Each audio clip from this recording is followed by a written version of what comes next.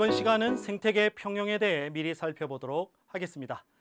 우리가 살고 있는 이 생태계는 평형을 유지하고 있습니다. 자, 이 평형을 유지하는 건 아주 중요한데 다양한 방법에 의해서 평형이 유지가 되고 있고요. 그 내용을 이번 시간에 알아보도록 할 겁니다. 우선 먹이사슬에 대해서 한번 살펴봅시다. 먹이사슬이라는 것은요, 생산자에서 1차 소비자, 2차 소비자, 그리고 최종 소비자 순서로 먹고 먹히는 관계가 사슬처럼 연결된 것을 먹이사슬이라 얘기를 합니다. 그리고 먹이그물이라는 개념도 있는데요. 먹이그물이라는 것은 여러 먹이사슬이 복잡하게 얽혀서 그물처럼 나타낸 것을 우리는 먹이그물이라고 얘기를 합니다.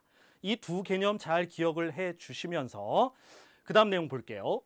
자, 생태계에서는요, 한 종류의 생물은 대부분 여러 종류의 생물에게 잡아먹힐 수도 있고, 한 종류의 생물은 여러 종류의 생물을 잡아먹을 수도 있습니다.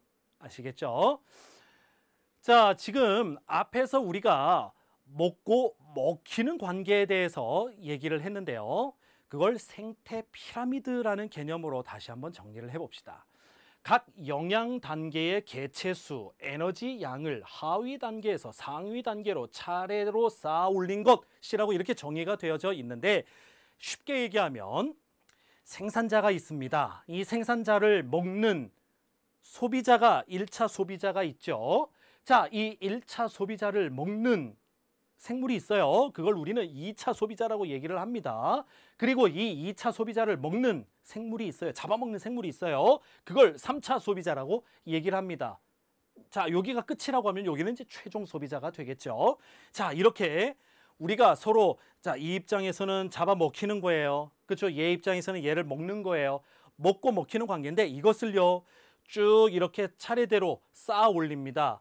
각 영양 단계의 개체수 이렇게 있는데, 일단 각 영양 단계라는 영양 단계 개념을 보면은요, 개체가 먹이사슬에서 차지해야 하는 위치를 의미합니다. 각각의 요 위치를 의미하는 거고요. 생산자, 1차 소비자, 2차 소비자 등 요 각 단계를 각 영양 단계라고 얘기합니다. 그래서 여기에서의 개체수 그리고 에너지 양을 하위 단계에서 상위 단계로 이렇게 차례대로 쌓아 보니까 피라미드 모양처럼 생겼네. 이것을 우리는 생태 피라미드다라고 얘기를 하는 것입니다.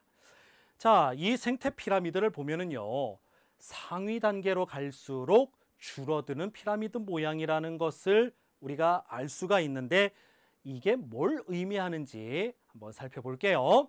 자, 에너지 양은요, 각 영양 단계에서, 영양 단계가 뭐랬죠? 생산자, 1차 소비자, 2차 소비자, 3차 소비자를 영양 단계라고 얘기했어요. 자, 각각 생산자, 1차 소비자, 2차 소비자, 3차 소비자에서 살아가는데 필요한 에너지 양은 그거라는 거예요.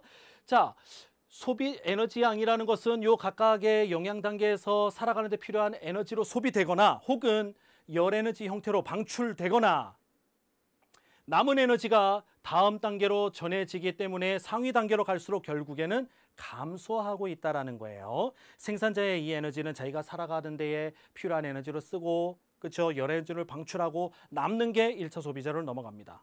줄죠? 그죠? 에너지가 감소하고 있죠? 그 다음에 여기에서 또 자기가 살아가는 데 쓰고 열 에너지를 방출하고 남아있는 게 그 다음 단계로 넘어갑니다. 줄어들죠? 또 그 다음에 또 줄어들죠? 즉 그 얘기라는 거예요. 남은 에너지가 다음 단계로 전해지기 때문에 상위 단계로 갈수록 감소된다, 감소한다, 그런 얘기입니다. 자, 우리가 이제 생태 피라미드와 생태계 평형이라는 요 내용에서 생태 피라미드에 대해서는 좀 알아봤고요. 이제 생태계 평형에 대해서 살펴봅시다. 생태계 평형이라는 것은 생물 군집의 종류, 개체수, 물질의 양, 에너지의 흐름이 안정된 상태를 유지하는 것을 우리는 생태계 평형이다, 이렇게 얘기를 하고요. 자, 이러한 평형에 영향을 주는 요인들이 있습니다. 먹이사슬, 환경 요인, 물질의 순환 등이 여기에 영향을 주는 요인들이 됩니다. 자, 생태계 평형이 유지되는 조건이 있어요. 급격한 환경 변화가 없어야만 생태계 평형이 유지가 된다는 것입니다. 자, 또 생태계 평형이 유지되는 조건에서 먹이 그물은 복잡해야 되고요. 생물의 종은 수가 많아야 한다라는 것이 그 또 하나의 조건이 되겠습니다.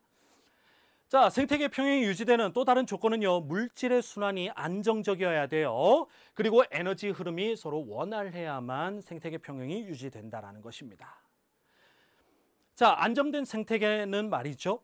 먹이 사슬의 어느 단계에서 일시적인 만약에 변동이 나타난다 하더라도 결국에는 시간이 지나면 다시 평형의 상태로 돌아간다라는 거고요. 그 얘기는 어떤 요인에 따라 가지고 예를 들어서 1차 소비자가 일시적으로 증가했다. 1차 소비자가 일시적으로 증가하게 되면은 2차 소비자는 1차 소비자, 2차 소비자 입장에서는 먹을 게 많아지잖아요. 그러니까 증가하게 되겠죠. 그러면 1차 소비자가 증가하면 1차 소비자는 생산자를 막 먹어대잖아요. 생산자는 감소하겠죠. 이런 변화가 나타날 겁니다. 이거는요, 평형이 깨진 거죠. 그런데 생산자가 감소하면은요, 자, 시간이 지나면 결국 생산자가 감소되면 이제 먹을 게 줄어들었잖아요. 1차 소비자가 다시 감소하게 되겠죠. 자, 그런데 1차 소비자가 감소하게 되면 그 1차 소비자를 잡아먹는 2차 소비자도 감소하게 되겠죠. 결국에는 어떻게 될까요? 처음과 같은 상태를 회복하게 됩니다. 그렇죠? 이걸 생태계 평형이라고 얘기를 합니다. 자, 그런데 이 생태계 평형은 말이죠. 환경 변화에 영향을 받습니다. 우선 자연재해를 볼게요. 홍수, 산사태, 가뭄, 산불 등 이런 것들을 우리는 자연재해라고 얘기하는데 이 자연재해로 생태계는 파괴됩니다. 그리고 자연재해에 의해 생태계가 파괴되는 것 이외에 우리 사람들이 활동함에 따라서 생태계가 파괴되는 경우도 있습니다. 농약의 살포, 그 다음에 무분별한 개발 등 이러한 원인에 의해서 환경이 오염되고 그 다음에 또 벌목하고 이런 여러 가지의 어떤 활동들이 결국 생태계를 파괴하게 되는데, 자, 자연재해에 의해 가지고 파괴되는 어떤 생태계 파괴보다 인위적으로 생태계가 파괴된 이 경우에는요, 이 생태계가 회복하는 데에 훨씬 더 오랜 시간이 걸리거나 또는 회복되지 못하는 이러한 경우도 있습니다. 그래서 이제 사람들에 의해서 파괴된 생태계가 훨씬 그 피해가 더 심하다, 이렇게 이제 볼 수가 있겠죠. 자, 인간이 다른 생물과 함께 살아가는 그 인간 같은 경우에는요, 인간이 다른 생물과 함께 살아가는 생태계 일부다라는 것들을 우리 친구들과 그리고 저와 많은 사람들이 또 인식해야 될 필요가 있겠고요. 그렇기 때문에 환경보호와 그 다음에 개발의 균형, 이런 것들은 중요하고 또 균형을 이룰 수 있는 방안들을 강구하고 그거에 따라서 실천하고 하는 이러한 일련의 노력들이 중요하다라는 것이 아마 이번 단원에서 여러분들에게 던져주는 중요한 메시지이지 않을까 생각을 합니다. 자, 여기에서 이제 환경 변화와 생태계에 대한 내용들을 좀 이렇게 살펴봤는데, 우리가 기억해야 될 부분들은 생태계는 환경과 연결되어져 있고 생태계 평형의 유지가 중요하다라는 것, 그 내용들을 우리 친구들이 기억해 주면 좋겠습니다. 지금까지 생태계 평형 미리보기였습니다.